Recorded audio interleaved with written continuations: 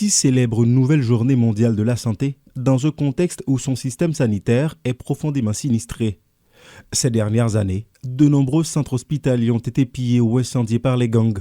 Pourtant, la réponse des autorités se fait toujours attendre. C'est dans ce climat d'incertitude que le docteur Emmanuel Ménard, ministre de la Culture et de la Communication, a lancé la deuxième session de la Semaine de la Santé au nom du ministre Bertrand Sinal. Cette semaine est conçue comme une prolongation de la journée mondiale, mais à l'échelle locale, au cœur de nos communautés. Elle sera l'occasion de déployer des brigades pour des activités de sensibilisation dans chaque département, de rapprocher les services de santé des populations et de donner aux acteurs de terrain la possibilité d'agir au plus près des citoyens.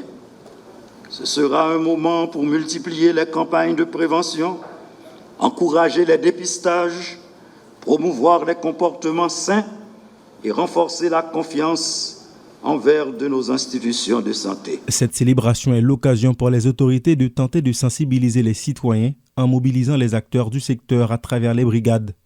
De son côté, la ministre à la condition féminine et aux droits des femmes, Pédrica Saint-Jean, ne mâche pas ses mots. Il n'existe pas de politique de santé sans justice de genre, a-t-elle déclaré. Elle souligne que les femmes sont les plus exposées aux défis sanitaires, principalement en raison de leur précarité socio-économique.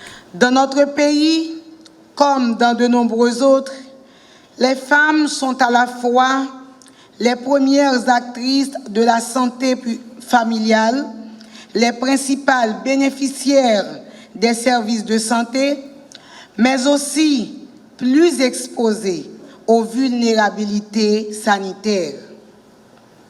Elles sont confrontées à des risques accrus en matière de santé maternelle, à des difficultés d'accès aux soins, notamment en zone rurale et en zone désertée, en raison des activités criminelles, à des contraintes économiques limitant leur autonomie sanitaire et, trop souvent encore, à des violences basées sur le genre qui ont des conséquences directes sur leur santé physique et mentale.